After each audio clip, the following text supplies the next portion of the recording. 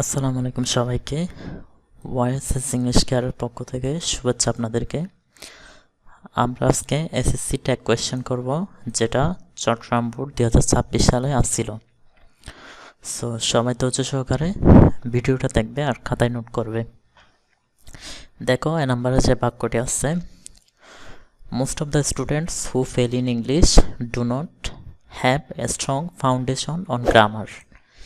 দেখো, বাক্যের মধ্যে হচ্ছে ট্যাগ কোয়েশ্চেন করার সময় প্রথমে অক্সিলারি ভার্ব, বাক্যের মধ্যে নট না থাকলে নট আনতে হবে, সাবজেক্টের প্রোনাউন।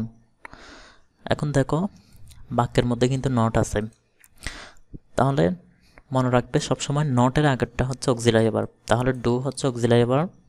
আমরা আনসার করার সময় প্রথমে ডু লিখব, নট আনবো না যেহেতু এই পাশে নট আছে।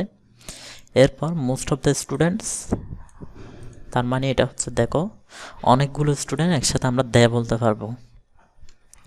সো ডু দে হবে। এর পরবর্তী দেখো, they read only to pass the examination. এখন দেখো, রিড হচ্ছে ভার্ব, রিডের তিনটা ফর্মই হচ্ছে একই রকম।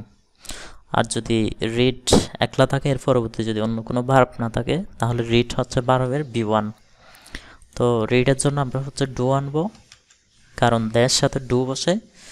এবার একটা হচ্ছে নট করতে হবে, ডোন। এরপর সাবজেক্ট প্রনাউন থাকলে প্রনাউন আসবে, যদি নাউন থাকে নাউনটাকে আমার থেকে প্রনাউন করতে হবে। দেখো, এখানে দে ছিল, সেজন্য আমি দে আনছি। এরপর দেখো, teachers should motivate them to learn the basic things. এখন শুড হচ্ছে এখানে অক্সিলারি ভার্ব, তাহলে আমার থেকে প্রথমে শুড লিখতে হবে।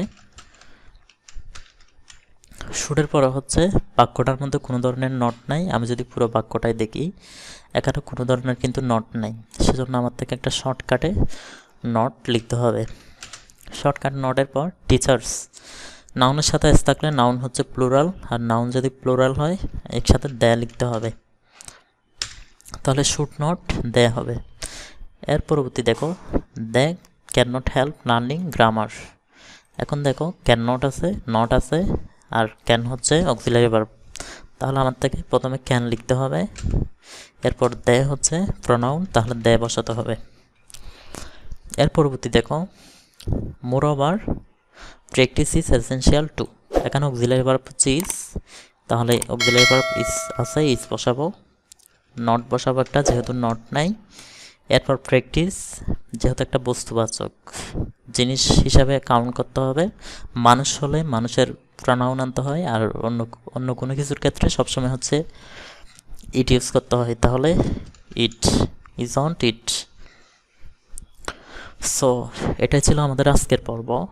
সবাই এরকম সকল বোর্ডের কোয়েশ্চেনের সলভ পেতে চ্যানেলটি সাবস্ক্রাইব করে লাইক বাটনে হিট করে দেবে, আর বন্ধুদেরকে শেয়ার করে দেবে। সবাইকে আসসালামু আলাইকুম ওয়া রাহমাতুল্লাহ।